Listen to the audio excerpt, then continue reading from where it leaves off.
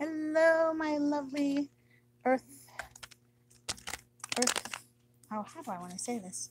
Lovers of the earth, Mother Earth's children who are out there listening, watching my little message. I am actually a day late. Sorry to have missed Mayday with you all, but I'm still feeling the energy. Monday is and Tuesday are pretty busy days of the week here in the Neville home as we homeschool, and we also go to classes at a local alternative school for homeschoolers. So I am feeling the energy today. It's nice and clear, and we're able to be outside on this lovely day. The energy was not bad yesterday, but again, I was so busy. And yeah, just life, right? Life. So I'm here back in my backyard again. Lovely green atmosphere. I saw so many awesome budding, fully colored and fluffed out flowers everywhere I went today when I was driving around. Vivid purples, reds, orangey reds, pinks, white, everything you can think of, right?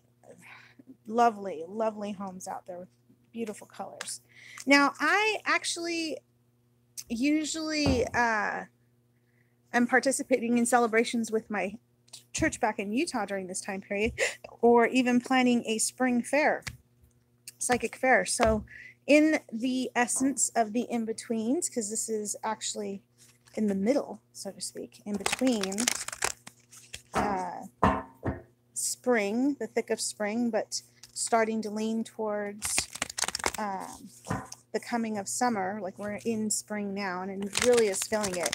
Here in Washington, winter, spring, and late fall, winter, and spring, it's all rainy. All rainy.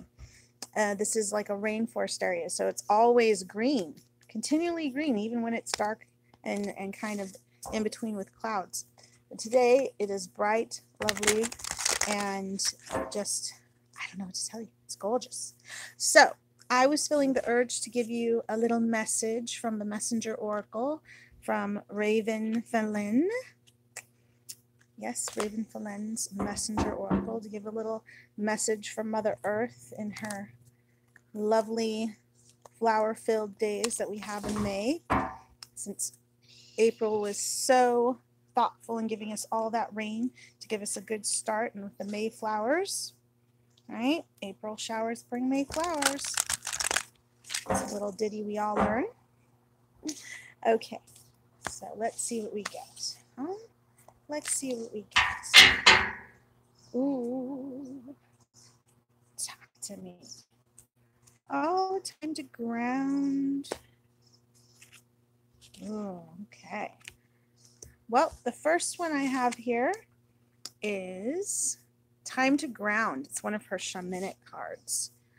Time to Ground. So gorgeous. Oh, I love the quail. Turtle's awesome as well. I'm definitely feeling that earthy, grounded energy with this really fat, voluptuous tree spirit here. This dryad, and oh my gosh, the roots and worms that are, oh, that's so cool. There's like worms curled here. We've got knotted bark and gemstones hanging from cords off the tree branches here. We have acorns on either side and a quail, and then, you know, the turtle mother, the turtle, which represents the land of Mother Earth, that we all live upon. So time to ground. Like, we may still be up in the air. We haven't done much work yet in making sure things are cleared and ready for well, actually, we should be in amongst the work of clearing the land and planting, and already have started that. And this is like really enjoying seeing the fruits of that labor starting to show itself with the flowers, with the little buds and things, and the fruits and everything coming up now. So that's awesome, showing but maybe taking time to relax and allowing nature to do her thing, and just doing our part with like weeding and encouraging, you know, the little creatures that help out, like the worms and the birds and all that, to participate in things. I'm really drawn to the rocks in this picture. So yeah, we're in the swing. We're really connecting with Mother Earth now. Now, I want to encourage people, when you go outside, if it is safe to do so, touch some of the earth, not necessarily cement or, um, you know, artificial ground, but like actual dirt and grass and like moss or real nature, and touch it with your feet. Sit on it, connect, really get in touch with nature as much as you can during the season, even if it's just a little wet. On colder days, I know it's hard, but today, like where I'm at, when it's a bit warmer and comfy, this is an awesome time to connect and ground with Mother Earth and get reconnected. That nurturing, that sharing with one another. Okay, the second one is talking about making a sacrifice. Ooh, goodness. To me, that would be actually spending time and being willing to sacrifice maybe some time or energy that we wanted to put elsewhere, to really connect. And it could even be along the lines of, I love this card. It's such a deep, dark dragon. There's like a skull in his hand. I personally, in some parts of the world, like in Australia, this is Shawan. Here in the northern hemisphere, this is, you know, Beltane, Mayday. You know, that that in between, the middle of spring, heading closer to summer, but middle of spring, and it's two different energies, but there's a connection there, right? And I'm actually been really being pulled towards that more otherworld feeling of fall and close to death. Unfortunately, I had a pet of mine die within the last month, so I'm still a little down in energies. But being willing to sacrifice some time to reconnect and really honor whatever feelings you're having right now, and taking the time, a little sacrifice time, to do those things you need to do. Maybe you've been putting it off because you're just so busy being in the thick of things. I know a lot of us moms and our children are at the, the thick of the last 2 months of school, or month of school in a few weeks. So think about that. What are you sacrificing? And can you maybe sacrifice something more to your good to make sure you're getting that self-care you need to help with the tail end of the school year? It'll be worth it in the end if you take that time and think about it. Such a beautiful card. So deep and dark, but so beautiful. And then the one thing is like a lunar, a lunar eclipse is in the card. If you look at the moon, it's like dark, and there's the light of the moon is actually all the way around. It's a lunar eclipse, possibly moving away from it, because it's a little thicker on one side than the other, but it is dark and with a ring of light around it. So love that dark time where you may want to reevaluate things and figure out what you need to let go of to be able to move forward. And then here are the ancient ones. I also feel during this waning time, this is a really awesome time to be connecting and listening to the wisdom of the spirit. And again, I'm feeling a little connected to the South's shaman energy here, especially with making a sacrifice, grounding, and now here are the ancient ones. The ancient ones can be the trees. The ancient ones can be our ancestors, or those who have just passed, maybe after Shawan, but during this dark time we've just come out of. I'm also very drawn to the raven or crow feathers here. See those dark feathers? Very drawn to those. The oak tree that's in the center here being fed the spirit waters. There's a little bit of a fall feel with the leaves that have fallen. And the owl wisdom is here. And this is an antlered spirit guide.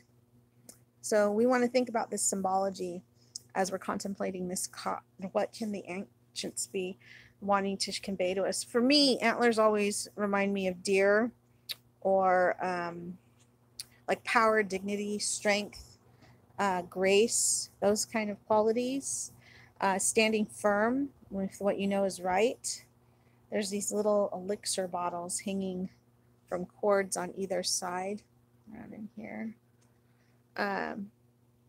And it makes me feel as if you have the elixir, you have it within you to help things grow and move forward. And the wisdom of your bloodlines has messages for you. You may even want to revisit family stories. Hello, Bella. So, grounding, making sure you make the right kind of sacrifices right now, and listening to any stories or connections we feel to our ancestors would be a good thing to connect with there to guide us through this waning period of the moon coming up here. Yes, it is a beautiful day. Do you like my backyard? It's all green and bright. It's activated my shadows lenses, my transition lenses. I hope it's just as lovely where you're at.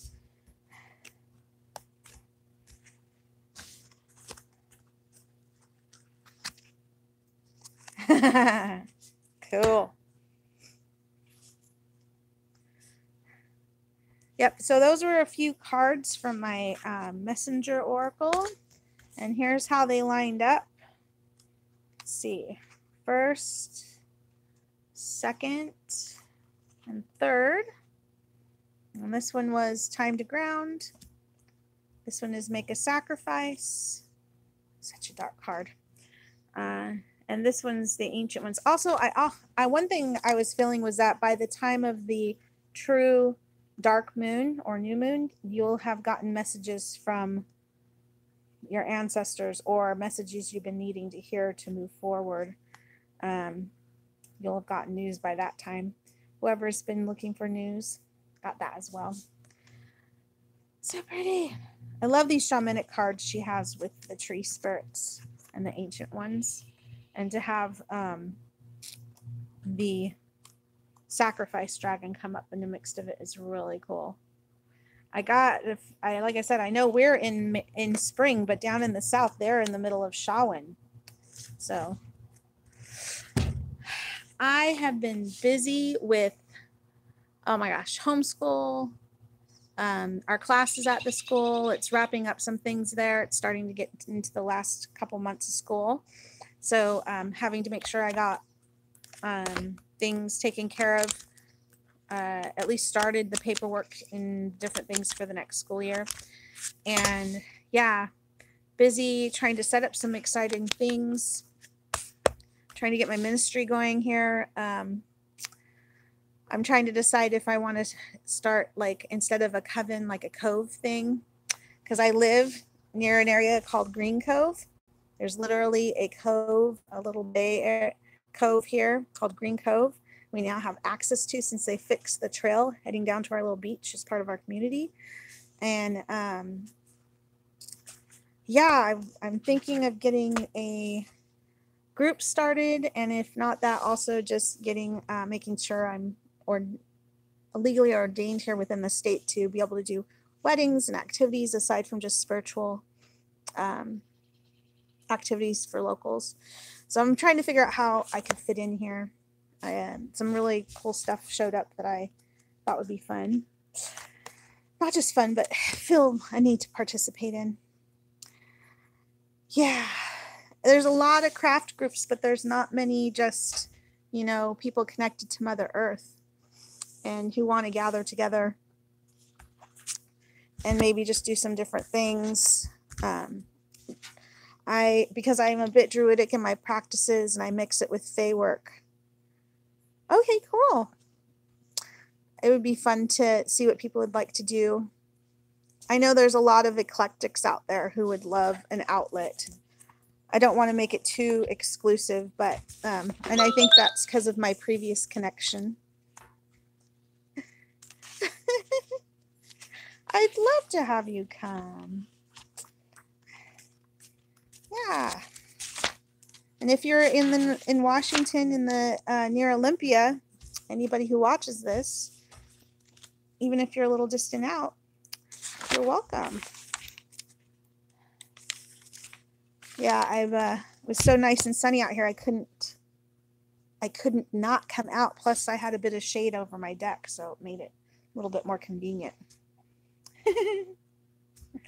All right, so yeah, that was one of the other exciting things is I already have a name because I had started something before, but then I had kids and that distracted me. The Rock Hunter.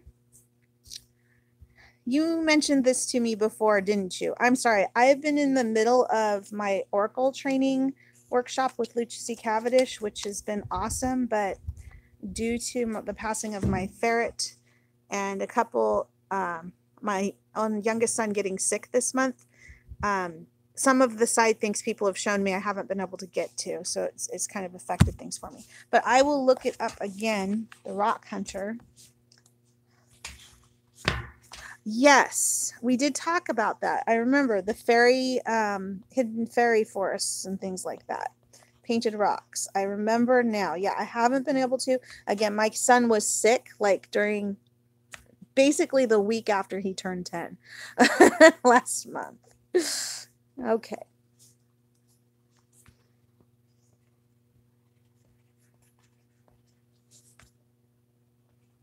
I'll write a note here. There's evidently something similar to what we have in Utah called the fairy forest that locally called the they have painted rocks and people have made little display areas out in nature. It's supposed to be really cool and neat, eclectic, and you know, just inspired by the spirit and love of nature and faith. Painted rocks. Look on Facebook. Cool. Forest things. Yeah. So yep, that was another thing I'm working on. Unfortunately, I can't stay on too long, but I will be around on Facebook. I have a play date coming up with my sons, and I need to get them to do one subject before we do that. I just wanted to share a little Mayday message. I know it's a little bit belated, but I knew we were heading into a waning moon, and I want to wish you all a very successful moon right now, because this is a great time to release and declutter and get ready for summer. Release and declutter, get ready for summer. That is awesome. I like that.